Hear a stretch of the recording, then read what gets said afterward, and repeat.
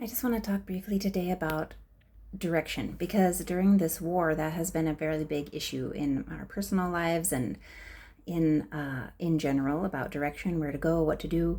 And I just want to say, first of all, I'm so thankful that we have had the stability of remaining missionaries during this over 4 years of war. It's really given me a lot of stability and direction.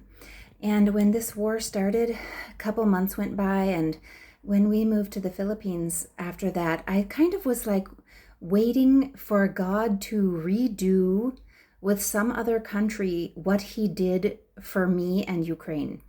I was kind of waiting and waiting for months and months that he would make me just fall in love with some other country and give me this deep sense of calling and purpose and drive to go there and love those people. And this kind of hounded me for many months, this expectation that God was going to just do this repeat of what he had done, taking me to Ukraine and everything. And I don't remember exactly when this happened, but there was this moment when God just assured me of something. And maybe he even comforted me with it. And he just said, I made you to love Ukraine. And this has not changed that. This is their darkest hour, their greatest moment of need. And I made you for this. I made you to love them for this time, especially. And that really just gave me a lot of hope. And it gave me partly the ability to remain connected to Ukraine, even though it's causing me so much pain, because I feel like some people can't handle all the pain that it brings, and they sort of have to turn off or reject it. And it's just been a real grace to be able to remain connected to Ukraine and not have to turn off my love for Ukraine in order to survive, or feel like emotionally I have to do that in order to make it through this, but to be able to still feel all the pain that it's causing me and just the horrible things that they're experiencing, and be with them in that. And the Lord just reassured me that that's what he made me for. And it still has been a little weird during this time, because I feel like I'm going into this, in Ukraine. I lived there for 20 years. I don't think I realized myself how much I grew into a lot of ministries there. Like, I just grew into them naturally.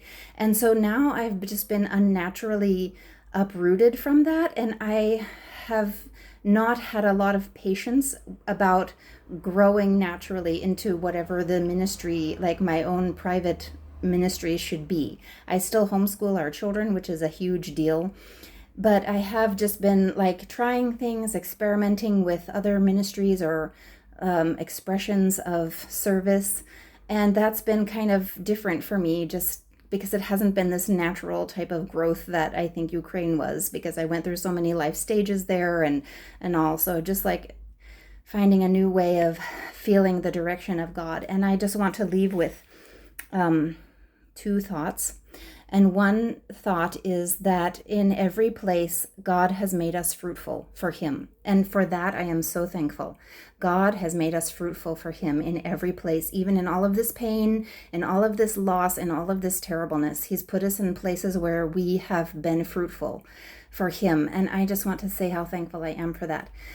It reminds me of Psalm 1. The tree produces its fruit in its season. And I also just remember the verses in Proverbs chapter 3, 5 and 6. Trust in the Lord with all your heart, and lean not unto your own understanding. In all your ways acknowledge him, and he will direct your paths.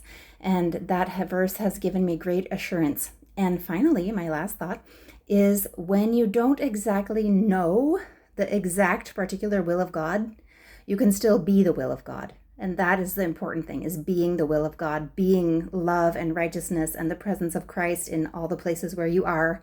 That is also the expression of the will of God, is being who he wants me to be in these places. Thanks.